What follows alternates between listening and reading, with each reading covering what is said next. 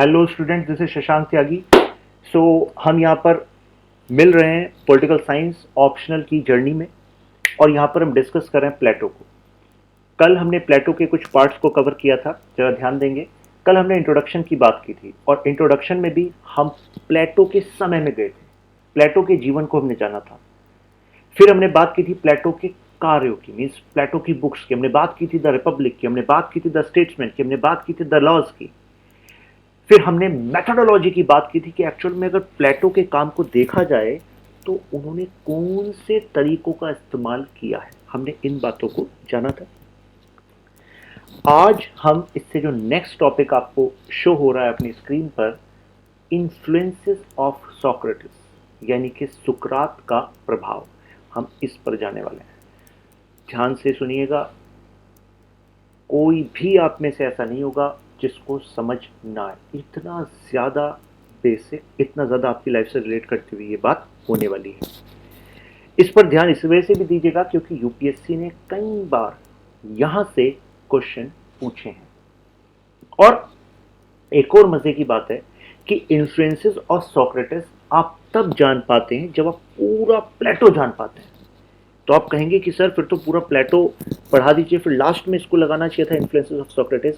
मैं कहूंगा नहीं, क्योंकि अभी आप अगर उसके मूल को पकड़ गए तो आगे वाली थ्योरी में आप उसको बिल्डअप करते चले जाएंगे, कोई बड़ी बात नहीं है। जरा अब देखिएगा कैसे हम समझते हैं इसको।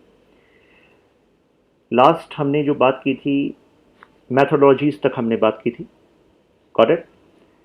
आज हमें इन्फ्लुएंस ऑफ सोक्रेटिस से बात करनी है। आप सबको पता है, इस इमेज से देख लीजिए, सोक्रेटिस, जिनको हिंदी में सुकरात भी कहते हैं, के शिष्य थे प्लेटो। तो जाहिर सी बात है प्लेटो पर प्रभाव किसका होगा? सुकरात का होगा। और प्लेटो के शिष्य थे अरिस्टोटल, अरस्तु, और उनके शिष्य कौन थे? Alexander the great. इस क्रोनोलॉजी को ध्यान रखिएगा, इमेज मैंने इसी वजह से यहाँ पर यूज करी है कि आपके दिमाग में बैठ जाएगी, क्योंकि पिक्चर्स जो हैं वो हमारे दिमाग में बैठ जाती हैं, एग्जाम्पल्स हमारे दिमाग में बैठ जाते हैं, कहानी हमारे दिमाग में बैठ जाती हैं, और ऐसे आपके दिमाग में पूरी पॉलिटिकल साइंस बैठनी है। अब देखिए, प्रोफेसर मैक्सी ने एक कमेंट किया। उन्होंने कहा, इन प्लेटो सोक्रेटिस लिव्ड अगेन। प्लेटो के अंदर सुकरात दोबारा जीने लगे। कितनी बेहतरीन लाइन है, क्योंकि सुकरात ने तो अपना बलिदान दे दिया था। आपको कल हमने लेक्चर में ये बात की थी कि सुकरात जो पढ़ाने का उनका तरीका था, वो क्वेश्चंस करते थे प्रेजेंट एस्टेब्लिशमेंट पे जो एथेंस में था। वो क्वेश्चन करते थे जिस तरीके से उनकी सरकार चल रही है, वो क्वेश्चन करते थे जो शासन चलाने वाले हैं।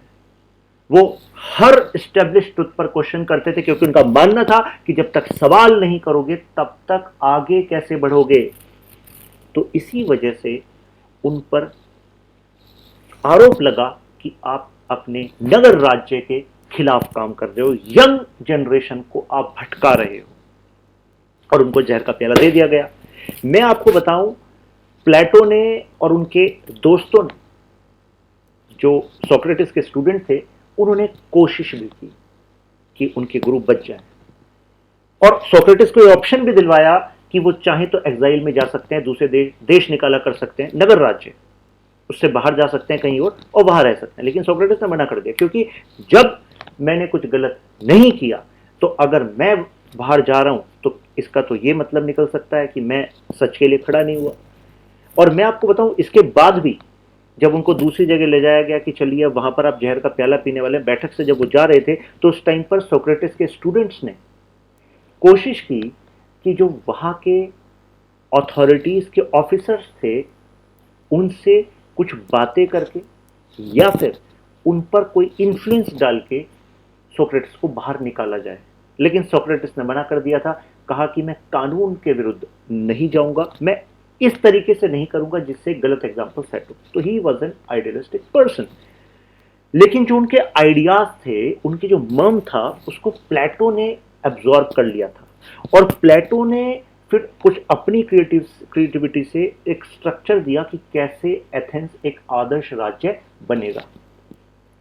तो इसी वजह से प्रोफेसर मैक्से कह रहे हैं कि एक तरीके से सोक्रेट्स तो चले गए थे, लेकिन प्लेटो में वो दोबारा जीवंत हो गए, उनके विचार। तो ये स्टेटमेंट आप यूज कर सकते हैं जहां पर भी अगर क्वेश्चन आए कि इन्फ्लुएंस बताइए सोक्रेटिस का प्लेटो पर। नेक्स्ट देखिए, एक स्टेटमेंट है, प्लेटो ने खुद स्टेटमेंट दी थी। प्लेटो ने ये बात कही थी कि मैं धन्यवाद करता हूं ईश्वर का कि मैं ग्रीक पैदा हुआ, यहां पर मेरा जन्म हुआ, मैं बारबेरियन नहीं हूं। याद करिए, कल मैंने आपको बताया था कि उस टाइम के जो ग्रीक थे, जो ग्रीस वाले रीजन में जो सिटी स्टेट थी, वो लोग थे, वो एथनोसेंट्रिक थे। एथनोसेंट्रिक का मतलब होता है उनके अपने खान पान, रहन सहन, रीति रिवाज, जो उनकी संस्कृति, जो उनकी शिक्षा, वो उसी को महान मानते थे, बाकी सब अनसिविलाइज्ड। वहीं पर उनका वर्ल्ड सेंटर्ड था, इन दिस सेंस कि वो एक सुपीरियरिटी में बिलीव करते थे। तो ये आपको प्लेटो की स्टेटमेंट में दिख रहा है कि I was born a Greek not a barbarian. Barbarian का मतलब क्या होता है कि जो अनसिविलाइज्ड है, असभ्य है। A free man not a slave. याद करिए, मैंने बताया था कि उस टाइम पर जो ग्रीक की, जो एथेंस की अगर हम बात करें, एथेंस की जो सोसाइटी तो दो पार्ट में डिवाइड थी, एक तो कौन से मास्टर्स, एक कौन थे स्लेव्स। तो प्लेटो कौन से वर्ग से आते थे, वो मास्टर्स चाहते थे, वहां के कुलीन वर्ग में उनका जन्म हुआ था। साथ में वो कह रहे हैं, वो धन्यवाद करें ईश्वर को कि मैं पुरुष पैदा हुआ, महिला नहीं हुआ। तो इससे भी आपको एक बात पता लग रही है प्लेटो के समय की और प्लेटो के विचारों के आधार की, कि कहीं ना कहीं महिलाओं को सेकंड ग्रेड समझा जाता था, महिलाओं को चार दीवारी में रखा जाता था और उनका काम होता था लालन पालन पोषण, किचन और जो है बच्चों का पालन, यही उनका काम है। आपको नहीं लगता ऐसा ही कुछ भारतीय समाज में भी देखा जाता है? हालांकि ये पिछले कुछ समय में इवॉल्व हो रहा है, बहुत फास्टली इवॉल्व हो रहा है, लेकिन देखिए जो प्लेटो वहां पर कह रहे हैं, वहां पर जो दिख रहा है प्राचीन काल में, ऐसा कुछ यहां पर हमारे समाज में भी देखा जाता है। और इन सभी बातों से भी ज्यादा धन्यवाद इस बात का करते थे कि मुझे ऐसे समय में जन्म मिला जब सुकरात थे, मुझे सोक्रेटिस से पढ़ने का मौका मिला, उनके साथ कुछ पल बिताने का मौका मिला, उनसे जीवन का ज्ञान लेने का मौका मिला। तो इस बात से, इस लास्ट स्टेटमेंट से आपको पता लगता है कि how much Plato was influenced with Socrates. तो जब भी ये क्वेश्चन आएगा इस पर, तो उसमें आपको इस स्टेटमेंट को यूज करना है। जब आप यूज करेंगे तो आपके आंसर की लेजिटिमेसी बढ़ती है, आपको मार्क्स ज्यादा मिलते हैं, ऐसे आप मार्क्स कमाते हैं। इसके बाद नेक्स्ट में आपको बात बताऊं, तीसरी बात जिससे पता लगता है कि कितना बड़ा इंफ्लुएंस था सोक्रेटिस का। जो तीन मेजर वर्क हैं प्लेटो के, the Republic, the Statesman, the Laws, इन सब में सबसे ज्यादा महत्वपूर्ण कौन सा माना जाता है? The Laws? The Statesman? नहीं, द रिपब्लिक। कल बताया था आपको, द रिपब्लिक सबसे महत्वपूर्ण माना जाता है। और द रिपब्लिक में केवल प्रशासन कैसे चले इसकी बात नहीं की गई, द रिपब्लिक में मानव जीवन पे बात की गई है, गुडनेस पर बात की गई है, मोरालिटी पर बात की गई है, आइडियलिज्म पर बात की गई है, परम ज्ञान पर बात की गई है। परम ज्ञान क्या, मैं बताऊंगा आपको। तो किसको वो कह रहे थे? Knowledge, supreme knowledge. अब मुद्दे की बात ये सब चीजें जो थी रिपब्लिक में, इन सभी के तार कहीं ना कहीं कहां पर आकर जुड़ते थे? सुकरात पर। तो जाहिर सी बात है कि सुकरात का बड़ा प्रभाव है। देखिए इसके नीचे एक लाइन आपको मिल रही होगी, fundamental idea of Republic came to Plato based on principle that virtue is knowledge given by Socrates. यानी कि सबसे बड़ा जो प्रिंसिपल देखा जाता है, वर्च्यू इज नॉलेज। वर्च्यू का मतलब होता है गुडनेस। तो एक्चुअल में असली ज्ञान वो है जो आपको अच्छाई की तरफ ले जाए। तो ये कहां से मिला? सुकरात से मिला। और उन्होंने कहा कि अच्छाई को हम जान सकते हैं, सत्य को हम जान सकते हैं थ्रू रेशनैलिटी, तर्क, एक्शन। जानेंगे आप, ये आपको बात पकड़ में आ ही गई है। नेक्स्ट हम जानते हैं, सेबाइन एक लेखक हुए जिन्होंने प्लेटो को पढ़ा। उन्होंने एक बात कही, that virtue is knowledge implies that there is an objective good to be known and that it can in fact be known by rational and logical investigation। आपको इस सेंटेंस को पढ़कर बहुत ही भारी भारी बातें लग रही होंगी, बहुत ही भारी ज्ञान चल रहा है। तो लेकिन मैं आपको बताऊं, जो सेबाइन कह रहे हैं वो मैं आपको अभी बता चुका हूं 3 सेकंड पहले। सेबाइन यही कह रहे हैं कि गुड वर्च्यू मतलब गुडनेस, गुडनेस का जो ज्ञान है, अच्छाई का जो ज्ञान है, वो ऑब्जेक्टिव गुड है। मतलब ऑब्जेक्टिव का मतलब होता है हाँ पता लगा सकता है ये सही है। और कैसे पता लगाया जा सकता है क्या अच्छा है? वो तर्क से लगाया जा सकता है। और तर्क से कैसे लगाया जा सकता है? अगर मुझे बताइए, हर कोई केवल अपने लिए जो अच्छा है उसके बारे में सोचेगा, तो क्या वास्तव में उसका अच्छा हो पाएगा? दोबारा रिपीट करता हूं, ये जानबूझ के मैं आप पर कुछ क्वेश्चंस थ्रो करता रहता हूं, क्योंकि ऐसे ही आपका दिमाग खुलना स्टार्ट होगा। मैं कह रहा हूं कि आप में से, हम में से हर कोई, ठीक है, हम में से हर कोई यदि केवल अपने बारे में सोचे, दूसरे का सोचना ही नहीं है, केवल अपना सोचना, सेल्फिश, टोटल सेल्फिश, हम सोचेंगे अच्छाई, तो अच्छाई का ज्ञान ना, तो हम किसकी अच्छाई सोचेंगे? केवल अपनी अच्छाई सोचेंगे। तो क्या सबकी अच्छाई हो पाएगी? नहीं हो पाएगी। क्यों? क्योंकि ऐसे तो किसी दूसरे के पास कोई सामान है, आपको लगा कि यार मेरे पास ये सामान नहीं है, तो मेरे लिए अच्छा तो ये है कि उसका सामान चुपके से मेरे पास आ जाए। आपने चुपके से कर दिया ये काम।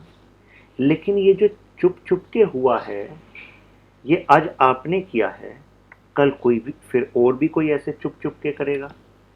और फिर आपने जिससे चुपके से ये किया था, जब उसको पता लगेगा आपके इस चुपके से का, तो वो क्या करेगा आपके साथ? संघर्ष होगा, जान जा सकती है, मैटर करता है क्या लिया है आपने। तो कहने का मतलब ये है कि अगर हम में से हर कोई केवल अपने बारे में सोचेगा, जो मेरे लिए अच्छा है ले लो, दिस इज अ गुडनेस, तो ऐसे में this is not goodness. Goodness वो होती है जिसमें आप होल का पर्सपेक्टिव रखते हो, क्योंकि सिस्टम तभी चल पाता है, क्योंकि हम सबके लिए अच्छा तब होगा जब हम किसी एक सिस्टम के तहत चलेंगे। तभी आपके और सभी के मन में भी एक पीस होगा कि हाँ ये चीज़ मेरे पास है, ये मेरे पास ही रहेगी, क्योंकि हर कोई इसी तरीके से सिस्टम से चल रहा है और इसी को अच्छा मानता है, यही अच्छाई का ज्ञान मानता है। इसी वजह से तो कहा जाता है कानून में विश्वास करो। अगर कानून में विश्वास लोगों का चला गया तो दंगे हो जाएंगे, और दंगे में तो सबका नुकसान होगा ना। Got it? तो यानी कि अच्छाई का ज्ञान जाना जा सकता है तर्क के द्वारा। हमने तर्क लगाया कि भाई अगर सिर्फ अपने अपने बारे में सोचेंगे तो देखो इस एग्जाम्पल से क्या प्रूव हुआ, सब कुछ चला जाएगा। तो यानी कि हमें पता लगा ना, Plato urge that the ruler should be one who knows the art, science and knowledge of administration. तो देखिए वो कह रहे हैं कि ऐसा होना चाहिए जिसके पास प्रशासन का पूरा ज्ञान होना चाहिए, इसमें कोई फॉल्ट नहीं होना चाहिए, और वो जरूरी भी है। क्योंकि देखिए सोक्रेटिस ने बात कही, सोक्रेटिस ने कहा था कि अगर जनता बीमार है तो जो रूलर है ना, मास्टर, उसका इलाज करो। छोटी सी बात लग रही हो आपको, लेकिन बहुत ही इंपॉर्टेंट बात है, कोट करनी है आपको अपने आंसर में।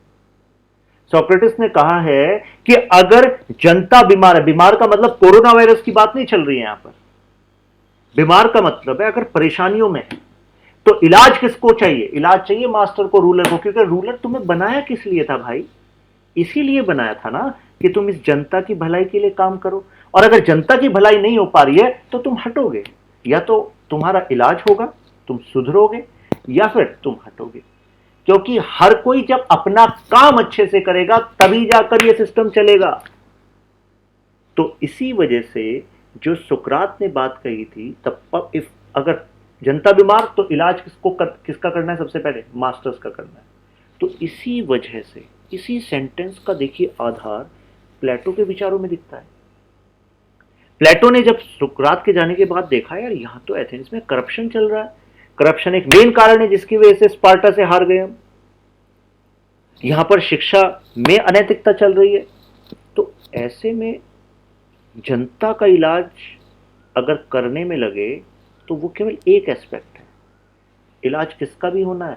मास्टर का भी होना है। इस वजह से उन्होंने कहा कि भैया ये जो सिस्टम चल रहा है ना डेमोक्रेसी वाला, और वो भी किसकी? एरिस्टोक्रेट्स की, इसको हटना पड़ेगा और यहां पर फिलोसोफर किंग को आना पड़ेगा, क्योंकि फिलोसोफर किंग एक दार्शनिक राजा ही ऐसा व्यक्ति होगा जिसके पास ज्ञान होगा, किसका, कला का भी होगा, विज्ञान का भी होगा, प्रशासन का भी होगा। वो एक अपने आप में पूर्ण होगा शासन करने के लिए, क्योंकि उसके मन में अपने लिए कुछ विशेष इच्छाएं नहीं होंगी। ऐसा व्यक्ति मिल जाए तो बहुत बड़ी बात है, लेकिन एक्चुअल में जो प्लेटो के मन में विचार है फिलोसोफर किंग का, मास्टर को चेंज करना, उसका इलाज करना है, तो आपको ही लगता कहीं ना कहीं इस स्टेटमेंट से आया। ध्यान रखिएगा स्टेटमेंट को, चाहे अपने राइटिंग पैड में लिख लीजिएगा। ये छोटे छोटे एग्जाम्पल्स जो इस डिस्कशन में आप सुनते हैं ना लेक्चर में, ये आपके आंसर्स में एक अलग ही डिफरेंस ला देंगे, आपकी अंडरस्टैंडिंग में डिफरेंस ला देंगे। और फिर आप कंपेयर कर लीजिएगा, आप मार्केट में किसी भी नोट्स को उठाइए, आप यूट्यूब पे सर्च कीजिए प्लेटो से जुड़ी वीडियोस, ठीक है, आज यही काम कर लीजिए और आप देख लीजिए कि एक्चुअल में जो डिस्कशन है, अंडरस्टैंडिंग है, एग्जाम्पल्स हैं और लाइफ से उसको पढ़ाना है उसमें, और सिंपल प्रवचन देने में कि देखो ये कह गए थे प्लेटो, क्या डिफरेंस है। क्योंकि आपको कम समय में चीज़ों को समझ के अप्लाई करके मेरिट में आना है, तो यही वो तरीका है। अब इसके नीचे इमेज देखिए, इमेज देखिए, इमेज में आगे दिख रहा है कि रिफॉर्म्स रिफॉर्म्स रिफॉर्म्स, सुधार सुधार सुधार, ये सुधार हो रहे हैं। लेकिन अगर आप देश में सुधार देख रहे हैं, ये सुधार हो गया है, इस स्कीम में सुधार हो गया, इस क्षेत्र में सुधार हो गया, लेकिन पीछे से जरा देखिए क्या चल रहा है, करप्शन चल रहा है। करप्शन कौन कर रहा है, ये रूलिंग क्लास का भी, आपको वहां पर नेता दिख रहे हैं।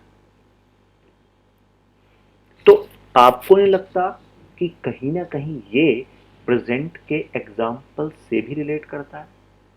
तो ये केवल एक इमेज नहीं है, ये आपके एस्से का मसाला भी है, आपके जीएस पेपर 4 का मसाला भी है, क्योंकि मैंने कहा था जीएस पेपर 4 में भी एथिकल थिंकर्स एक टॉपिक है, वो भी आपका यहीं पर कवर हो रहा है।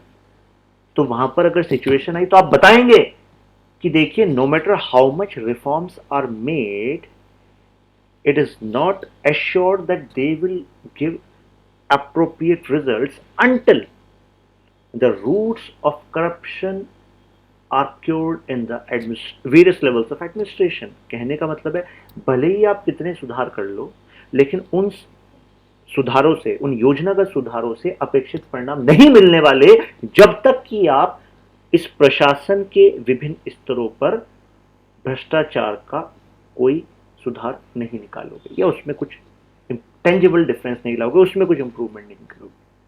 तो यही बात हम आज झेल रहे हैं, यही बात सोक्रात प्लेटो की चल रही थी। Got it? चलिए आगे चलते हैं।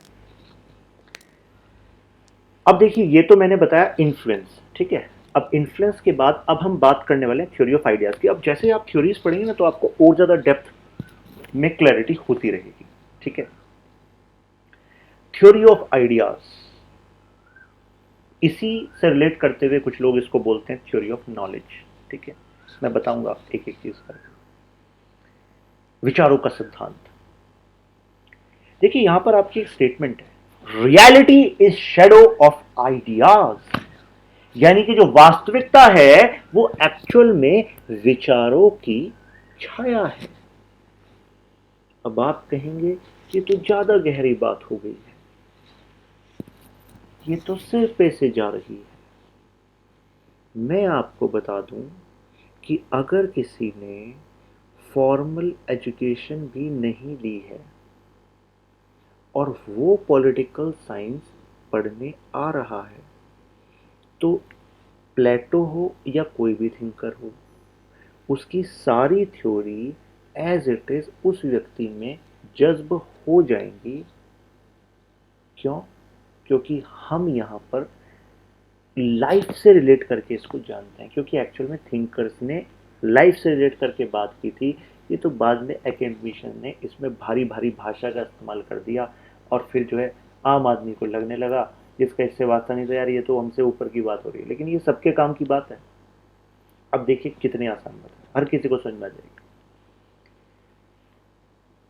Reality is shadow of ideas, reality की बात करते हैं, चलिए ठीक है। जैसे अगर वास्तविकता में देखा जाए, रियलिटी में देखा जाए, तो हम एक रियलिटी मान लीजिए, एग्जांपल लेते हैं, से मैंने दे रखा है मैननेस, मर्द, ठीक है। तो आपने अगर देखा हो तो हम में से हर कोई की जो वास्तविकता है वो कुछ ना कुछ विचारों पर आधारित है। आप अपने बारे में क्या सोचते हैं, आपको नहीं लगता उसी के आधार पर आप कुछ करते हैं। तो जो करना है वो आपकी रियलिटी बना रहा है, लेकिन वो जो करना है, क्या वो करना हो पाएगा जब तक बैकग्राउंड में कोई विचार नहीं होगा? हो ही नहीं सकता। मैं आपसे आपके आइडियाज ले लूं, रियलिटी बता दो कहां है आपकी, कहां है रियलिटी? आइडियाज से। ब्यूटी, एक्चुअल में ये ब्यूटी, सौंदर्य की हम बात कर रहे हैं, तो हम सौंदर्य मान रहे हैं, चलिए ऐसे फीचर्स, ऐसा कलर, और ये आपने एक सौंदर्य की परिभाषा मान ली, एक रियलिटी चल रही थी, ठीक है। लेकिन किसने कहा यही रियलिटी है? एक विचार ने कहा, आपने मान लिया रियलिटी है। तो आपको नहीं लगता कि एक्चुअल में ब्यूटी एक आइडिया है कि हां ऐसे फीचर्स, ऐसा कलर, तो ये ठीक। जैसे ये देखा गया है कि इतिहास में जो नॉर्दर्न हेमिस्फेयर, अर्थ के नॉर्दर्न हेमिस्फेयर के जो देश हैं, फॉर एग्जांपल यूएस हो गया या वेस्टर्न यूरोपियन नेशंस हो गए, तो उन्होंने एक्सपेंशनिस्ट पॉलिसी अपनाई। इंडस्ट्रियलाइजेशन पहले ले आया, एक्सपेंशन किया उससे भी पहले। तो ऐसे में उन्होंने अपने आप को, अपनी आइडेंटिटी को दूसरों पर सुप्रीम बता दिया। देखो वी हैव मोर वेपन्स, देखो वी हैव मोर इंडस्ट्रीज, देखो वी हैव बेटर होम्स, देखो हमारी जनता आपसे ज़्यादा जो है बेहतर तरीके से जीती है। तो एक ये कुछ आइडिया, ये कुछ रियलिटी थी, उससे हमने, उन्होंने एक आइडिया बिल्ड किया, और आइडिया क्या किया कि यानी कि हम सब वाइट हैं, गोरे हैं, तो मतलब गोरा इज सुप्रीम, गोरा होना इज रिलेटेड टू ब्यूटी। और फिर वो कितनी बड़े पार्ट में दुनिया का क्या बन गया, एक सच बन गया, एक रियलिटी बन गई।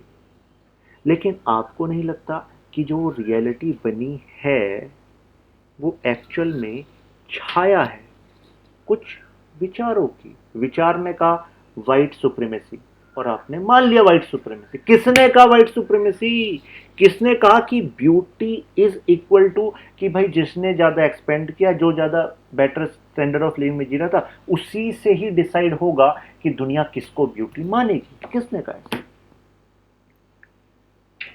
रियलिटी में आपने देखा मैननेस, कि मर्द होना, जैसे सुना मर्द को दर्द नहीं होता, ये सब तो चीप डायलॉग्स है। आपने सुना कि भाई मर्द ऐसे होते हैं जो ऐसे बिहेव करते हैं, ऐसे करते हैं, ये करते हैं, वो करते हैं। तो ये एक रियलिटी थी मर्द की। लेकिन ये जो रियलिटी बनाई, ये कहां से बनाई? विचारों से बनाई कि हाँ ऐसा ऐसा होना इक्वल टू अ मर्द। लेकिन आपको ही लगता कि समय के साथ अब धीरे धीरे कंसेप्शंस बदलते जा रहे हैं? क्यों? क्योंकि आइडियाज बदलते जा रहे हैं। आज आप ब्यूटी की बात करो तो आज व्हाइट एंड ब्लैक का कंसेप्ट जो है वो डिमिनिश हो रहा है धीरे धीरे। आप कहीं ब्रांड्स के शोरूम में जाओगे, जैसे H&M में आप गए, तो वहां पर आपको ब्लैक मॉडल्स, अफ्रीकन मॉडल्स की फोटोज मिलेगी, नॉट व्हाइट। तो यानी कि जो प्लेटो ने कहा था रियलिटी शेड ऑफ आइडियाज, तो वो सही कहा था या नहीं कहा था? बिल्कुल सही कहा था। Plato considers two worlds in his theory, world of ideas and physical world. प्लेटो कहते हैं कि एक्चुअल में अगर मैं दुनिया की बात करूं तो दो दुनिया है। एक फिजिकल वर्ल्ड है, यानी कि जो आप अपनी फिजिकल सेंसेस से ऑब्जर्व कर सकते हैं, और दूसरी दुनिया है विचारों की। और जो फिजिकल वर्ल्ड की दुनिया है, इसका इस्तेमाल जब आप करते हैं, इससे जब आप रिलेट करते हैं, तो पता है कहां से करते हैं? इस विचारों की दुनिया से करते हैं। अभी इतना बेहतरीन तरीके से समझ में आने वाला है। नेक्स्ट स्लाइड पे आपको एक एग्जांपल देने वाला हूं जो प्लेटो ने दिया था। प्लेटो ने कहा कि देखो, अवेयरनेस की भी दो लेयर्स हैं, एक तो होता है ओपिनियन, एक होता है नॉलेज। अब एग्जांपल देखिए जो प्लेटो ने दिया था। यहाँ पर आपको एक इमेज दिख रही होगी, इसको कहा जाता है एलिगरी ऑफ केव, एक गुफा का एग्जाम्पल। आसानी से समझिए है क्या। इस गुफा में आपको एक बीच में अंदर एक वॉल दिख रही होगी और उस वॉल के नीचे आपको कुछ लोग बैठे दिख रहे होंगे। प्लेटो ने का उदाहरण लीजिए कि ये लोग बचपन से ही इस गुफा में, इस दीवार के पीछे बैठे हैं, चेन में बंधे हुए बैठे हैं। तो जब बचपन से केवल इन्होंने इस गुफा को ही देखा है और पीछे से जो रोशनी आ रही है उस रोशनी से देखिए कुछ इमेजेस बन रही हैं। कुछ लोगों ने वो घोड़ा, कुछ लोगों ने बर्ड, ऐसा कुछ वो दिखा रखे हैं। तो उसकी शैडो किस पर बन रही है? दीवार पे बन रही है। तो जिसने बचपन से असली दुनिया को देखा ही नहीं, तो उसके लिए तो ये जो शेडोज हैं यही असलियत है ना। उनके लिए तो यही प्राइम रियलिटी है, यही दुनिया है। लेकिन आपको नहीं लगता कि दुनिया इसके बाहर है असली? लेकिन जिसने बचपन से नहीं देखा, उसने सिर्फ जो देखा है वही रियलिटी। आप ये देखिए, हम हमारे सबके साथ यही होता है। आप देखिए बचपन से आपके विचारों में कितनी बार बदलाव आया है। अगर जब आप 10th क्लास तक थे, अपने एक होम टाउन में थे, आपका एक फिक्स सर्कल था, उन्होंने बताया जिंदगी मतलब ये, प्यार मतलब ये, तो आपने देखा हाँ, तो आपको एक शेडो दिखी वॉल पे, क्योंकि उसके पार तो आपने दुनिया देखी नहीं अभी, तो आपको लगा यही दुनिया है, यही प्यार होता है, यही दुनिया है। लेकिन आप में से ही कई लोग जब जंजीरें तोड़कर बाहर आए कुछ नया सीखने, जंजीरें तोड़कर कुछ नया सीखने, कुछ नया एक्सपीरियंस करने, कुछ नए आइडियाज पर जाने, तो देखिए उनमें से देखिए ऊपर जो लोग जा रहे हैं, वो ऊपर एक व्यक्ति आया, उसने देखा कि यार सनलाइट उसको दिखी, सनलाइट में इतनी सारी चीजें दिखी। तो उसको लगा कि यार जो गुफा थी हम उसको दुनिया समझ रहे थे, लेकिन वो तो दुनिया का एक होल मात्र था, गड्ढा मात्र था, और कुछ था ही नहीं, उसके पार थी दुनिया तो। और तब जाकर उसको नॉलेज हुई। तो अब याद करिए, अभी मैंने पिछली स्लाइड में आपको कहा था, प्लेटो ने कहा कि हमारा जो अवेयरनेस है ना, जो हम सेंस करते हैं कि यस वी आर अलाइव, उसके दो लेयर हैं, एक ओपिनियन, एक नॉलेज। तो ओपिनियन क्या है? ओपिनियन तो वो है जब तक अपनी जंजीरों में बंधे हुए तब तक आपको दिख क्या रहा है? छाया दिख रही है, और छाया को क्या मान रहे हो? शेडो को क्या मान रहे हो? शेडो को मान रहे हो यही सच्चाई। अच्छा, यहां पर कोई सुबह को आता है और फिर रात को चला जाता है और आप मान रहे हो अच्छा ये ऐसा है, लेकिन एक्चुअल में क्या वो सच्चाई नहीं, वो तो कोई छाया है ऐसे। लेकिन जब आप बाहर निकले और आपने एक्सपीरियंस किया कि इसके अलावा भी चीजें हैं, वो क्या है? नॉलेज है। तो आपकी जंजीरें यहां पर क्या है? आपकी जंजीरें हैं आपका प्रेजेंट माइंडसेट। हमें प्रेजेंट माइंडसेट के पार जाकर चीजों को सोचने की कोशिश करनी चाहिए। तो आपको नहीं लगता कि reality is shadow of ideas?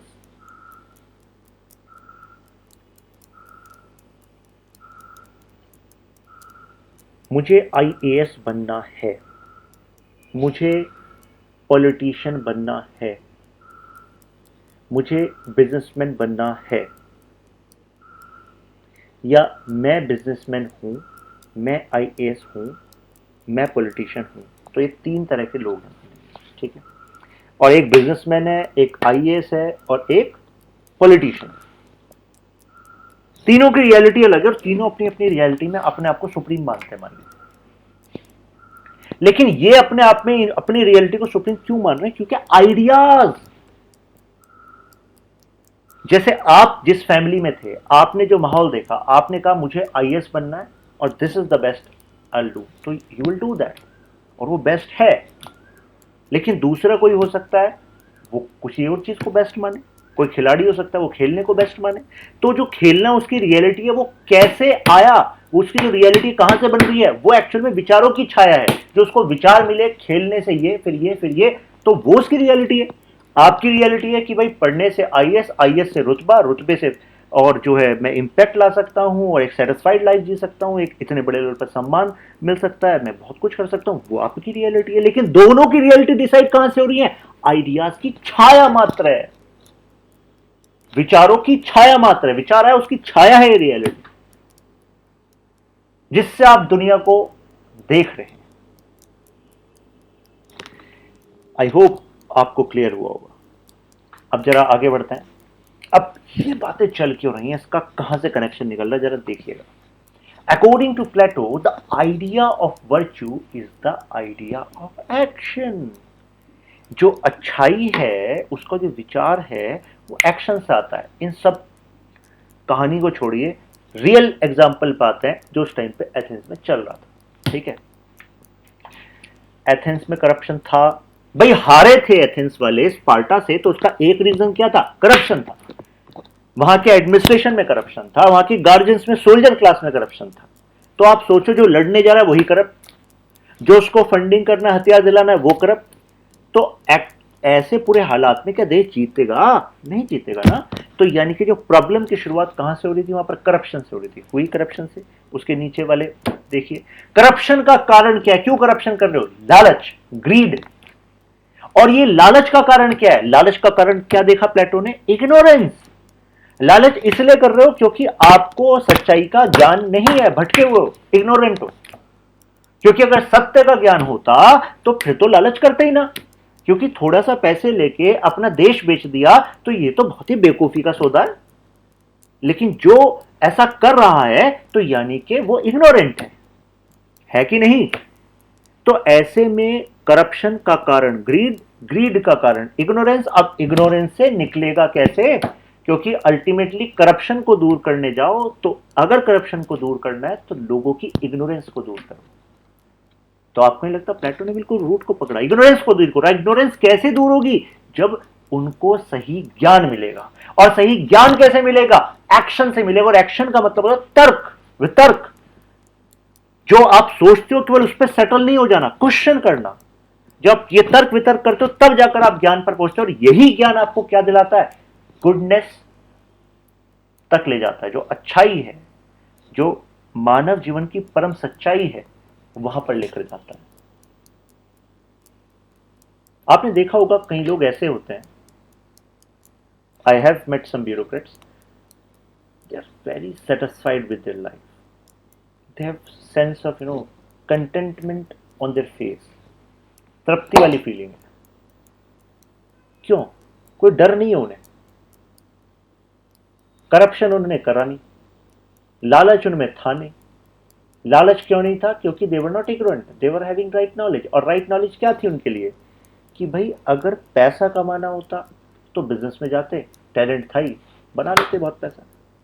लेकिन पर्पस था कि भाई हमें पावर को गेन करके उसका इस्तेमाल करना है। और पैसा इतना तो सरकार दे ही देती है कि भाई वो क्लासिक लाइफ आती है, आप रूलिंग क्लास जैसी जिंदगी जीते। तो इस नॉलेज की वजह से गुडनेस वाली फीलिंग आ रही, एक सेटिस्फाइड लाइफ है। मैंने ऐसे भी ब्यूरोक्रेट्स देखे हैं कि जो करप्शन, हैवी करप्शन, लालच, और क्यों? इग्नोरेंस की वजह से। और क्योंकि इग्नोरेंस की वजह से ऐसा कर रहे हैं, फिर पकड़े जाते हैं। या फिर पकड़े भी नहीं जाते, कहीं बहुत ज़्यादा टैलेंटेड होते हैं, वो कुछ ना कुछ जुगाड़ ढूंढते हैं, लेकिन उनके चेहरे पर एक अशांति रहती है। क्यों? क्योंकि राइट नॉलेज नहीं, गुडनेस का जो ज्ञान वो नहीं। तो एक्चुअल में जो ये प्लेटो की आपने डिडक्शन देखी, ये सिचुएशन, इसका मतलब ये, इसका मतलब ये कहीं ना कहीं कहां से निकल कर आ रही है? ये निकल कर आ रही है सुकरात से। क्योंकि उन्होंने ही कहा था the knowledge of virtue is the highest level of knowledge. क्योंकि जो अच्छाई है उसका ज्ञान हो जाना, जीवन की अच्छाई का ज्ञान हो जाना, वो सबसे ऊपर लेवल का ज्ञान है और वो पाया जा सकता है। तो अभी मैंने आपको बताया थ्योरी ऑफ आइडियाज के बारे में।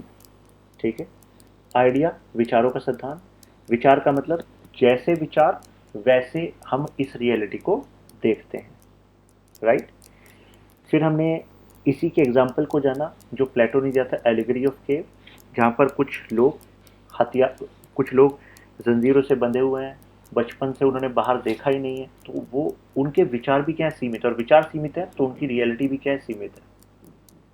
जैसी जंजीरें टूटी, बाहर गया तो देखा अच्छा, अब उसको नया विचार मिला, अब वो फिजिकल वर्ल्ड को देख पा रहा है, अच्छा ये भी दुनिया है। तो अभी तक वो ओपिनियन में जी रहा था कि अच्छा ये दुनिया है, और अब उसको क्या मिली, राइट नॉलेज मिली कि अच्छा ये दुनिया है। Got it. अब देखिए न्याय की बात करते हैं, ठीक है। प्लेटो का क्या मानना था न्याय को लेकर? जब भी न्याय की बात आती है तो ज्यादातर लोगों के दिमाग में आता है न्याय मतलब अदालत, न्याय मतलब किसी का हक ना मारा जाए, न्याय अपने कर्तव्यों का पालन, यही तो मानते हैं न्याय को लेकर। अब देखिए प्लेटो का क्या मानना था। प्लेटो का मानना था कि न्याय का मतलब केवल कुछ कानून का पालन करना नहीं है। प्लेटो ने कहा कि मेरी जो न्यायिक व्यवस्था होगी एथेंस की, वो एक्चुअल में मानव की प्रकृति के आधार पर होगी। अब जब मैं कह रहा हूं मानव की प्रकृति के आधार पर होगी तो उसका मतलब क्या है, अब जरा ध्यान से सुनिए। प्लेटो ने कहा कि मानव की प्रकृति में एक बात है कि उसकी आत्मा में 3 तत्व होते हैं। There are 3 factors present in every soul, ठीक है। इसको सेपरेटली थ्योरी ऑफ सोल भी कहा जाता है। बहुत ही आसानी से आपको समझ में आ जाएगा, ध्यान से सुनिएगा, आगे तक काम आने वाला है आपको। वो कह रहे हैं कि हर मानव में 3 तत्व होते हैं, हर किसी की आत्मा में। एक होता है रेशनैलिटी, ठीक है, तत्व मतलब एलिमेंट। एक होता है हर किसी में कुछ ना कुछ रेशनैलिटी होती है, तर्क होता है, तर्क लगाता है। दूसरा फैक्टर होता है स्पिरिट, भावनाएं होती हैं। तीसरा होता है एपेटाइट, भूख होती है पैसे की, पद की या किसी भी चीज की। वो इसी बेसिस पर इंसानों की प्रवृत्ति को कैटेगराइज कर रहे हैं। वो कह रहे हैं कि जिस व्यक्ति में तर्क सबसे ज्यादा है, भावनाएं इतने नहीं है, भूख इतनी नहीं है पैसे की पद की, तो वो जो तर्कवान व्यक्ति जिसमें तर्क सबसे ज्यादा है, तो उसकी प्रवृत्ति के आधार पर हम देख सकते हैं कि इसको तो रूलर बनना चाहिए, क्योंकि जो रूल करता है उसमें तर्क होना चाहिए। आप आईएएस ऑफिसर बन गए, आप डिस्ट्रिक्ट मजिस्ट्रेट हैं, और आपके पास कोई शिकायत लेकर आया, और आपके अंदर तर्क भी है, भावनाएं भी है, और भूख भी है पैसे की पद की, ठीक है। तो एक तो होगा कि इससे कुछ पैसा ले लूं, रिश्वत ले लूं, तब काम करूंगा, तो भूख वाला एलिमेंट है आपका। एक होता है भावनाएं वाले, हाँ हाँ हाँ ये तो यार इसके साथ बहुत गलत हो रहा है, और आपने फैसला ले लिया भावनाओं में भाग, ये भावनाओं वाला एलिमेंट है। और एक होता है तर्क वाला, नहीं, कानून के हिसाब से क्या फैक्ट है, किस तरीके की ये बातें बोल रहा है, और क्या इसकी बातें सही भी हैं नहीं भी है, मैं कैसे क्रॉस चेक करूंगा, ये तर्क वाली बात है। तो आपको क्या लगता है एक रूलर में, एक एडमिनिस्ट्रेटर में सबसे ज्यादा मेजर पार्ट किसका होना चाहिए, तर्क का, भावनाओं का, या भूख का? सभी का आंसर क्या लगता है आपको, तर्क ना। तर्क तर्क तर्क तर्क के बिना कैसे वर्क होगा भाई, तर्क के बिना वर्क नहीं होगा प्रशासन में। when you are when you are having तर्क then you can work, otherwise you are doomed। भावनाओं में बह के गलती कर दोगे आप लोग। Got it. तो यानी कि जिसमें तर्क ज्यादा, वो रूलर प्रवृत्ति का व्यक्ति, उसको रूल करने के लिए मौका देना चाहिए, उसको उसके लिए तैयार करना चाहिए। दूसरा, जिसमें भावनाएं ज्यादा है, तर्क थोड़ा कम, भूख पैसे पद की इतने नहीं, भावनाएं, उसको गार्जियन क्लास में जाना चाहिए, उसको जो सोल्जर्स होते हैं जो सुरक्षा करते हैं आपके राज्य की, उसमें जाना चाहिए। क्यों? भावनाओं से वहां पर काम होता है, देश के लिए मर मिटेंगे, तो वो क्या है, भावनाएं वाला तत्व वहां पर काम आएगा, है ना। क्योंकि वो भावनाओं वाला व्यक्ति जो है वो डिफिकल्टीज को भी झेलता रहेगा, जैसे हमारे सोल्जर्स झेलते हैं। कितने सारे सोल्जर्स को जो जिस हार्डशिप में उसके इक्विवेलेंट पैसा नहीं मिलता, लेकिन वो वहां पर करें, वहां पर अपने हिम्मत से डटे हुए हैं, तो उसमें कहीं ना कहीं रोल आपको नहीं लगता भावनाओं का है? जी हाँ, भावनाओं का है। तो इसी वजह से प्लेटो कह रहे हैं देखो जरा, इवेल्युएट करो, जिसके अंदर भावना ज्यादा उसको सोल्जर के लिए ट्राई करा, उसके लिए ट्रेन करो। तीसरा, भूख, पैसे की, पद की, विलासिता। प्लेटो ने कहा ये भी तत्व होता है लोगों में, जिसमें ये सबसे ज्यादा, तर्क इतना नहीं, भावना इतनी नहीं, लेकिन पैसे की, पद की, विलासिता की भूख है। तो कहा इसको प्रोड्यूसर क्लास में डालो, इसको उत्पादन वालों में डालो, इसको बिजनेस में डालो, ट्रेड में डालो। क्यों? क्योंकि जब इसे भूख है पैसे की, तो पैसा कमाने के लिए प्रोडक्शन करेगा, उत्पादन करेगा, और उत्पादन करेगा सबके काम आएगा। तो इसकी भूख की वजह से ये पैसा कमाए, संपत्ति कमाए, लेकिन इस बहाने सबका काम होगा, इसे मोटिवेशन रहेगी पैसा कमाने की, ये क्या करता रहेगा? प्रोडक्शन करता रहेगा। तो ऐसे में ये तीन प्रवृत्ति मेजर जिसके में है, उस बेसिस पर प्लेटो ने कैटेगराइजेशन करा आत्माओं का, थ्योरी ऑफ सोल का। एक आत्मा के तत्व की, जिसमें रेशनैलिटी ज्यादा, जिसमें भावना ज्यादा, जिसमें आपके एपेटाइट ज्यादा, भूख ज्यादा। प्लेटो ने कहा कि जिसमें तर्क ज्यादा है, रूलिंग क्लास वाले, वो स्वर्ण की आत्मा है, सोने की आत्मा है, गोल्ड, सोल ऑफ गोल्ड। दूसरा कहा जिसमें भावना ज्यादा है, स्पिरिट ज्यादा है, वो सोल ऑफ सिल्वर, वो चांदी की। और जिसमें पैसे की, पद की, विलासिता की भूख ज्यादा है, वो तीसरा कैटेगरी सबसे नीचे, ब्रॉन्ज, वो ब्रॉन्ज कैटेगरी। तो ये तो आपको पता लगा कि जो वो कह रहे हैं प्रवृत्ति के आधार पर, उसका ये मतलब है। Got it? अब देखिए इसमें आगे क्या कहा गया है। अ जस्ट स्टेट, वो जस्टिस कह रहे हैं, जस्टिस वो है जहां पर हम जो भी काम कर रहे हैं वो इस नजरिए से कर रहे हैं कि सबके लिए क्या अच्छा है, वही सही मायने में न्यायप्रद राज्य होगा, जिसमें सबके लिए क्या अच्छा है इसके बारे में सोचा जाएगा। किसी बिजनेसमैन के लिए क्या अच्छा है, ऐसा नहीं। किसी राजा के लिए क्या अच्छा है, ऐसा नहीं। किसी सोल्जर के लिए क्या अच्छा है, केवल उनके लिए, ऐसा नहीं। सबके लिए क्या अच्छा है, वही न्यायप्रद राज्य होता है। जो मैं स्टेटमेंट बोल रहा हूं ध्यान से सुन लीजिएगा, रटना नहीं पड़ेगा फिर कभी।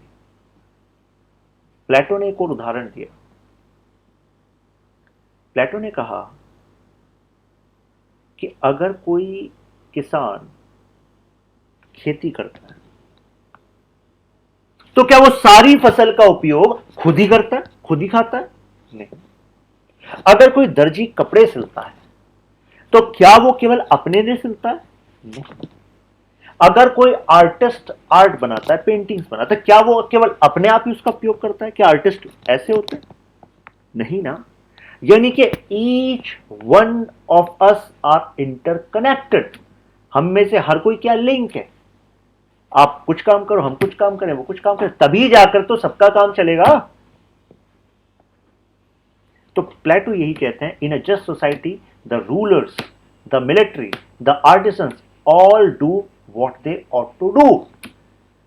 एक न्यायप्रद राज्य वो होता है जिसमें हर कोई अपना काम करता है और वैसे करता है जैसे उनको करना चाहिए। आप खुद ही सोचिए, अगर एक सफाई कर्मी अपना काम अच्छे से करता है, एक आईएएस अपना काम अच्छे से करता है, एक प्रधानमंत्री अपना काम अच्छे से करता है, एक टीचर अपना काम अच्छे से करता है, तो आपको नहीं लगता व्यवस्था न्यायप्रद होगी?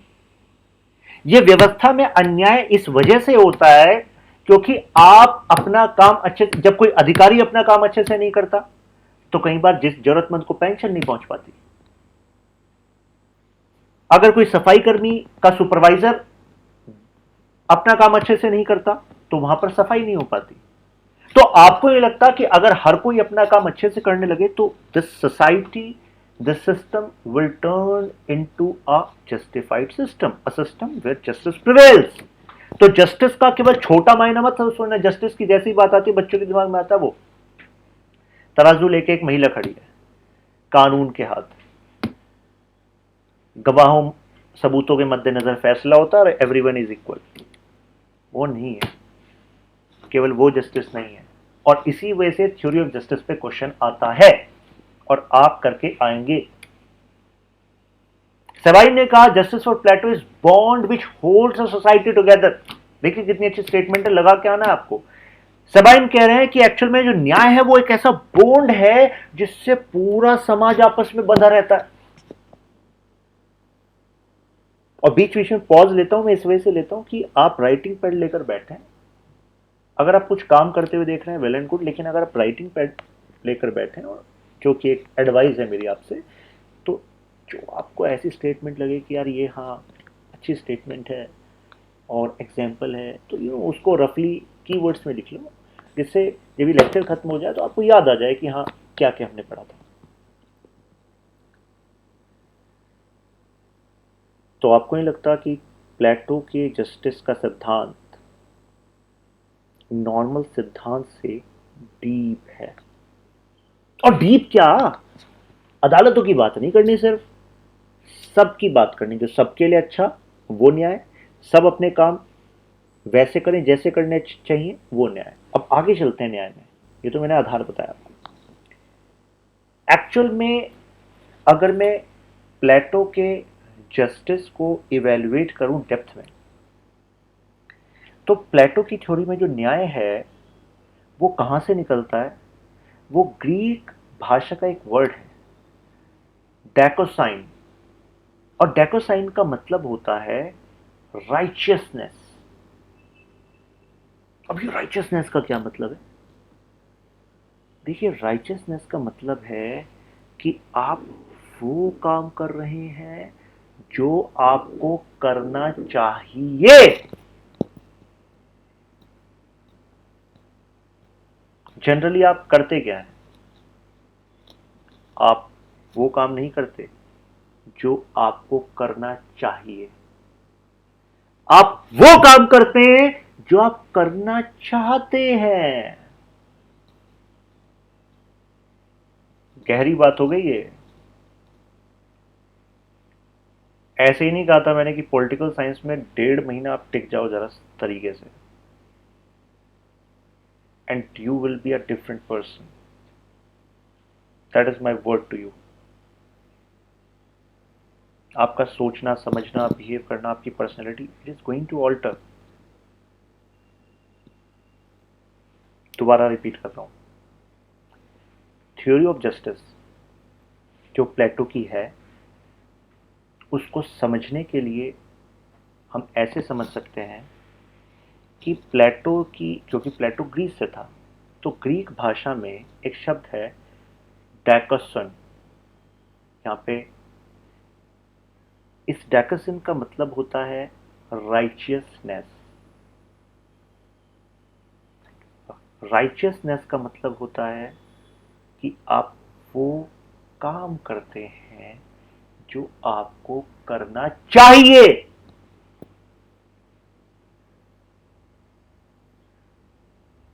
यहां पर आप देखो, हमारे प्रशासन में एक बड़ा फॉल्ट ये है,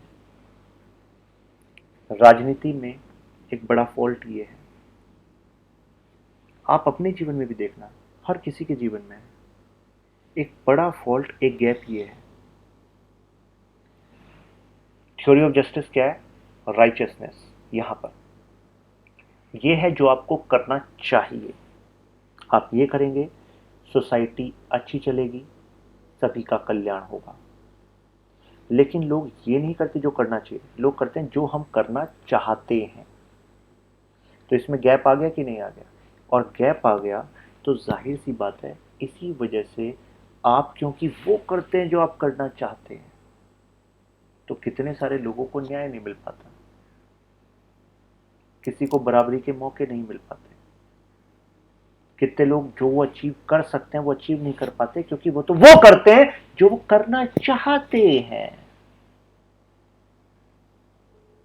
यहां करना चाहते हैं से मतलब पता है क्या है? करना चाहते हैं, प्लान आपने बताया था, ये मुझे करूंगा, मैं आईएएस बन जाऊंगा, ये मेरा स्केड्यूल है, मैं ये फॉलो करूंगी या करूंगा, I will be into the service, I will be in the top merit list. ये आपको करना चाहिए, लेकिन 2 दिन हुए, 2 दिन बाद अब आप करना चाहिए वाले फेज में नहीं हो, अब आप किस फेज में हो? जो मैं करना चाहता हूं। और मैं चाहता हूं कि मैं नेटफ्लिक्स देखूं, मैं चाहता हूं कि मैं अमेजन प्राइम देखूं पूरे पूरे दिन। This is my life, rest I take care. तो जो चाहता हूं और चाहिए में गैप आ गया कि नहीं आ गया? और यही गैप क्या है? जब सिस्टम में डिफरेंट लोग करते हैं तो उससे सिस्टम में जस्टिस प्रिवेल नहीं हो पाता। प्लेटो यही समझाना चाह रहे हैं। That is why Plato's notion of justice is not regarded as legal or judicial. इसी वजह से कहा जाता है कि प्लेटो का जो जस्टिस न्याय का सिद्धांत है वो कोई कानून, वो न्यायिक व्यवस्था वाला सिद्धांत नहीं है, उसका सिद्धांत अलग है। और ये केवल अधिकारों और कर्तव्य से जुड़ा हुआ नहीं है। It is not just related to rights and duties कि कॉन्स्टिट्यूशन में राइट्स हैं हम फॉलो कर रहे हैं, justice justice justice. It is related to duties, हम ड्यूटीज कर रहे हैं, ओके। लेकिन देखिए कई बार ड्यूटीज में जो लिखा है वो इतना लिखा है, लेकिन कई बार आप खुद इवॉल्व होते हैं और जैसे ड्यूटीज में लिखा है चलो भाई आप जो है देश की रिस्पेक्ट करेंगे, अपना बेस्ट करेंगे, ये सब लिखा है, ठीक है। फंडामेंटल ड्यूटीज अलग से आपका पॉलिटी में पढ़ते भी डिटेल में, लेकिन it is not just about fundamental duties. वो तो केवल वो ड्यूटीज हैं जो आपके कॉन्स्टिट्यूशन में है, ठीक है। लेकिन आप ये देखिए कि हर एक व्यक्ति की भी तो अपनी ड्यूटी है इस सिस्टम के प्रति, सोसाइटी के प्रति। So it does not come within the limit of laws. और कई बार ये जो ड्यूटीज होती हैं ये कानून में नहीं होती, ये एक सामाजिक नैतिकता है, ये सोशल एथिक्स है। जब सोशल एथिक्स हम जानेंगे और वो करेंगे जो करना चाहिए, then the society will transform. तब जाकर वो क्या होगा, जस्टिस प्रिवेल होगा। अब देखिए मैंने नीचे दो इमेज दिख रही होंगी आपको। एक है सेल्फ राइचियस, एक वो व्यक्ति जो अपने आप डिसाइड करता है मेरे लिए क्या सही है, मेरे लिए सेल्फ सेल्फ सेल्फ सेल्फ। लेकिन साइड में आपको मदर टेरेसा देख रही हूँ। Mother Teresa is an example of righteousness, क्योंकि उन्होंने वो किया जो सबके लिए अच्छा। उन्होंने अपने लिए भी करा, क्योंकि when she was serving the poors in Kolkata, तो ऐसे में वो एग्जाम्पल सेट हुआ, उनको भी सेटिस्फैक्शन मिली। इतनी बड़ी उन्होंने संस्था बना दी जो जगह जगह काम कर रही है। तो सोसाइटी में जो उनको करना चाहिए एज अ होल वो कर रही है कि नहीं करा उन्होंने? तो जो वो कर रही थी वो राइचियस था। Got it? अब जरा मैं आपको लेकर चलता हूं। ये मैंने बताया कि सार कि एक्चुअल में जस्टिस का मतलब क्या है प्लेटो के अकॉर्डिंग। अब प्लेटो ने इतने आसानी से नहीं बता दिया, मैंने तो आपको निचोड़ के बता दिया, निचोड़ के समझा रहा हूं मैं आपको। लेकिन प्लेटो ने क्या करा? प्लेटो ने कुछ एग्जाम्पल्स का इस्तेमाल किया। पहले मैं इन एग्जाम्पल्स पे आता हूं, बाद में एसेंशियल कैरेक्टरिस्टिक्स पे आऊंगा। प्लेटो ने 4 कैरेक्टर बनाए और उनमें डायलॉग्स कराया बुक में, ठीक है, कि पहले ये कह रहा है, फिर उस पर काउंटर हो रहा है, फिर निकल के आ रहा है कि एक्चुअल में जस्टिस क्या है।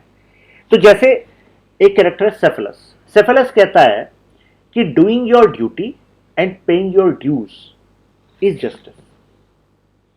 अगर अपना हर कोई कर्तव्य का पालन कर रहा है और जो जिसका बनता है वापस देना वो दे रहा है, तो वो न्याय है। प्लेटो ने कहा कि ये जो आपने बताया डूइंग योर ड्यूटी, ये तो जस्टिस है, जरूरी है, अभी अभी हमने बात की इसकी। लेकिन जस्टिस को थ्योरी हम तभी कह पाएंगे जब वो हर सिचुएशन में लागू होगी, कहीं उसका काउंटर ना हो, कहीं उसको विरोध ना हो, क्योंकि तभी तो वो सिद्धांत, तभी तो यूनिवर्सल बनेगा। तो ऐसे में प्लेटो ने कहा डूइंग योर ड्यूटी तो ठीक है, कर्तव्य करना चाहिए, जरूरी है, तभी तो सिस्टम चलेगा। पुलिस अपनी ड्यूटी कर रही है, डॉक्टर्स अपनी ड्यूटी कर रहे हैं, सफाई कर्मी अपनी ड्यूटी कर रहे हैं, तभी तो हम कोरोना वायरस के टाइम में इतने बड़े जो हमारे सामने सिचुएशन है देश के, उसको हैंडल कर पा रहे हैं, क्योंकि there are many people who are on the front line, जिन्होंने अपनी लाइफ को रिस्क पर रखा और अपनी ड्यूटी कर रहे हैं दिन रात। तो तभी तो जस्टिस प्रिवेल हो पा रहा है। तो we should be thankful for these people. लेकिन सेकंड जो है पेइंग योर ड्यूज, प्लेटो कहते हैं हर जगह ये लागू नहीं होगा, क्योंकि अगर कोई मैडमैन है और आपने उससे कोई वेपन लिया था और वो कह रहा है मेरा वेपन दो, तो आप उसको वेपन दे रहे हैं क्योंकि you are paying your dues, लेकिन आपको पता है वो मैड है, वो पागल है, तो वो इस वेपन से खुद भी अपने आप को मार सकता है, आपको मार सकता है, दूसरों को हार्म कर सकता है। तो ऐसे में ये जस्टिस थोड़ा ना होगा। तो इसका तो यहां पर विरोध हो रहा है, तो विरोध वाला पॉइंट है, तो यानी कि ये वाला पॉइंट जस्टिस नहीं होगा, डूइंग योर ड्यूटी हो जाएगा। Got it? तो यहां से सेफलस के पॉइंट से डूइंग योर ड्यूटी एक जस्टिस का पॉइंट बन जाएगा। ठीक है, फिर दूसरा कैरेक्टर आता है पोलेमार्कस। पोलेमार्कस कहता है doing good to your friends and harming your enemies, ये है जस्टिस। दोस्तों के साथ अच्छा करो और दुश्मन के साथ बुरा करो, ये न्याय है। प्लेटो कहता है नहीं भाई, ये न्याय नहीं है। दोस्तों के साथ अच्छा करो, ये सही बात है, लेकिन दुश्मनों के साथ बुरा करो, आप इसको एक न्याय का एक सिद्धांत मान लो, ये गलत है। क्योंकि कितनी बार, तो पहली बात प्लेटो कहता है कि न्याय ऐसा होगा जो सबके लिए होगा, और प्लेटो कहता है कितनी बार तो ऐसा होता है जिसको आप अपना दुश्मन समझ रहे हो, और आपने कहा अच्छा न्याय का सिद्धांत है, दुश्मन को तो अगर हम हार्म करेंगे, उसका नुकसान कर देंगे, तो वो तो न्याय है, हमारे तो स्टेट में न्याय है। लेकिन कई बार ऐसा भी तो हो सकता है जिसको अपना दुश्मन समझ रहे हो, आपको दुश्मन हो ही ना। आपके किसी दोस्त ने आपको बहकाया और आप उसको दुश्मन समझते आ रहे हो, कम्युनिकेशन गैप। तो ऐसे में आप जिसको हार्म कर रहे हो वो तो उसके साथ अन्याय हो जाएगा। तो प्लेटो कहते हैं कि मेरी जो आइडियल आदर्शवादी न्यायिक व्यवस्था, आदर्शवादी जो न्यायप्रद व्यवस्था होगी, उस व्यवस्था में means in my theory of justice, my ideal theory of justice, it will represent good both for friends and enemies. अगर दुश्मन भी है तो उसके साथ भी सही होना चाहिए, और सही का मतलब यह है जो उसके लिए राज्य के दायित्व पूरे होने चाहिए। ऐसा नहीं होना चाहिए कि आप आईएएस की तैयारी कर रहे थे और आपकी किसी से दुश्मनी हो गई थी, आप सोच के गए थे कि एक दिन जब बन जाऊंगा तो बताऊंगा, आईएएस बने, आईपीएस बने, अब आईपीएस बन के मान लीजिए आप, अब आपको दिख गया वो बंदा और आप तो इंतजार में थे कि इसको तो किसी केस में फंसाना है, ये तो मेरा दुश्मन है, और आपने उसे किसी केस में फंसा दिया। बेस्ट एग्जांपल है पोलोमार्कस का। तो आपने किसी केस में उसको फंसा दिया क्योंकि वो आपका दुश्मन है। तो मुझे बताइए, क्या ऐसे में भारत का कानून न्यायप्रद कहलाएगा? नहीं कहलाएगा, क्योंकि आपने उस व्यक्ति को गलत तरीके से केस में फंसाया है। आपने केवल अपने दुश्मन को हार्म करने के लिए कानून का इस्तेमाल किया। अब अगर वो सही में कुछ गलत करता कानून के अकॉर्डिंग तो उसको सजा सुनाते, तो बात ठीक, तो केस बनता। लेकिन आप तो उस माइंडसेट से चल रहे थे। एक मूवी आई थी ना, एक काफी पॉपुलर हुआ था सॉन्ग कि ठुकरा के मेरा प्यार मेरा इंतकाम देखेगी, तो आप तो इंतकाम दिखाने में लग रहे हो, तो दैट्स नॉट जस्टिस। करेक्ट? और आपने देखा होगा उस मूवी में भी लास्ट में वो जो लीड कैरेक्टर था वो भी पोलेमार्कस के हिसाब से नहीं चला था। Doing good to your friends, अपने दोस्तों के साथ वो अच्छा कर रहा था आईएएस बन के, लेकिन जिसको वो एनिमी समझ रहा था, उस जो एक्ट्रेस थी, तो क्या उसके साथ उसने गलत किया, कानून का कोई दुरुपयोग किया बदला पूरा करने के लिए? नहीं किया। लास्ट में आपने देखा होगा उसका क्लाइमैक्स, याद कर लेना Polemarchus. Doing good to your friends, लेकिन हार्म नहीं करना एनिमीज को गलत तरीके से। न्यायप्रद व्यवस्था कानून के हिसाब से। थैलेसीमेकस क्या कहते हैं? Justice is the interest of stronger. जो न्याय है, न्याय तो वो है जो मजबूत के हित में है। थैलेसीमेकस कहते हैं ये फैक्ट है। हमेशा सोसाइटी में कुछ लोग मजबूत होते हैं और कुछ लोग कमजोर होते हैं, और सोसाइटी को जो चलाते हैं वो मजबूत चलाते हैं, और मजबूत चलाते हैं तो न्याय भी किसके लिए होगा? मजबूत के लिए होगा, क्योंकि न्याय जब मजबूत को मजबूत करेगा तभी पूरी सोसाइटी मजबूत होगी। बात पकड़ रहे हैं आप? जब स्ट्रांग जो है वो और स्ट्रांग होगा तो ऐसे में पूरी सोसाइटी स्ट्रांग होगी। ये थैलेसीमेकस कह रहे हैं, क्योंकि अल्टीमेटली देश को कुछ मजबूत लोगों की जरूरत है। हर कोई मिडिल क्लास नहीं चल सकता, मजबूत लोगों की जरूरत है, मजबूत पैसे से हो, पावर से, किसी भी तरीके से, तो मजबूत लोगों की जरूरत है, तो मजबूत के हित में न्याय होना चाहिए। क्योंकि जब हमारे पास ज्यादा मजबूत, जो ये मजबूत लोग हैं और ज्यादा स्ट्रांग होंगे, then system will be strong. Plato कह रहे हैं एक तो होता है गलत, एक होता है सरासर गलत। थैलेसीमिकस बेटा तुम तो सरासर गलत हो, तुमसे ना हो पाएगा। सेफलस और पोलेमार्कस के तो एक एक पॉइंट, नंबर 1 वाले पॉइंट मान लिए हमने।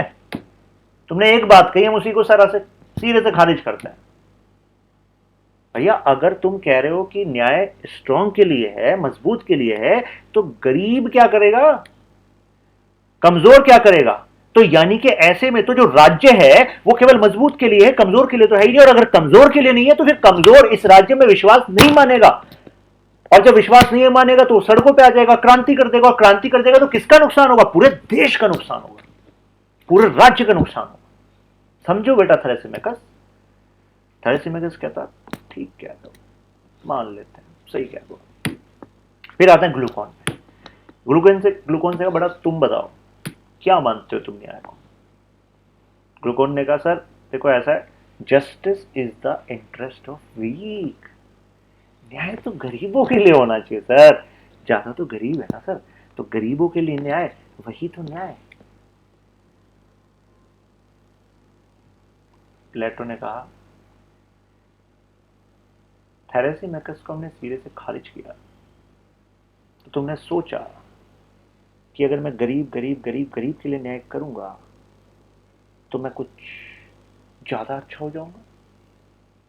प्लेटो ने कहा बेटा तुम ना, एक तो था खारिज, एक सिरे से खारिज, तुम सिरे से खारिज हो। ग्लूकॉन ने कहा कैसे, क्यों? प्लेटो ने कहा बेटा अगर कमजोर के हित में ही होगा न्याय, तो वो तो मजबूत के लिए अन्याय हो सकता है, स्ट्रांग के लिए अन्याय हो सकता है। क्योंकि न्याय वो होता है जो सबके लिए हो।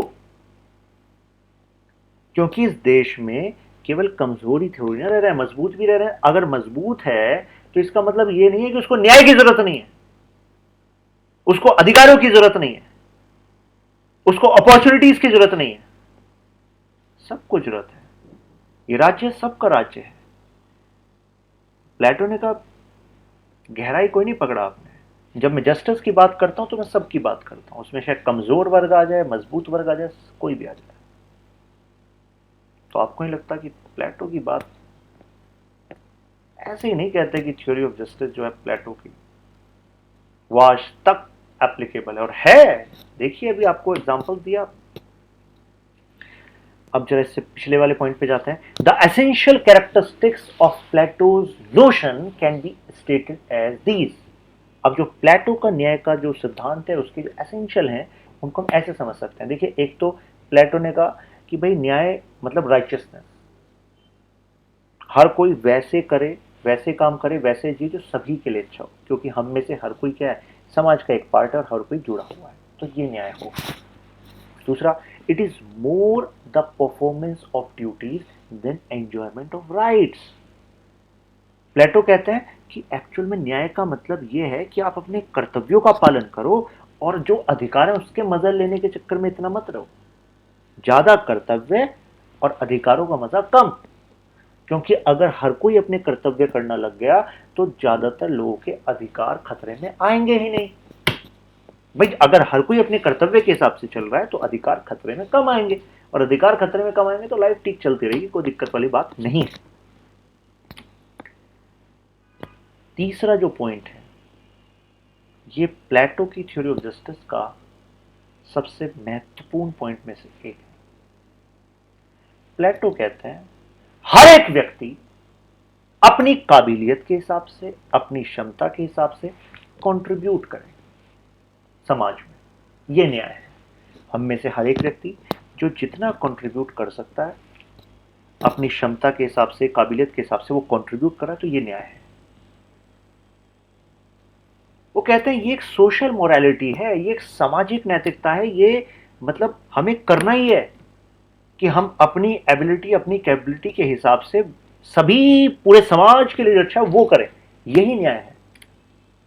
क्योंकि एक्चुअल में हम सब एक समाज का अगर एक फैब्रिक है, उस सब के हम पार्ट हैं, एक दूसरे से जुड़े हुए हैं, तभी ये पूरा सिस्टम चल पा रहा है। तो आपको नहीं लगता कि प्लेटो की जो theory of justice it's quite beautiful, it's quite elaborate, और कोई बड़ी बात नहीं है।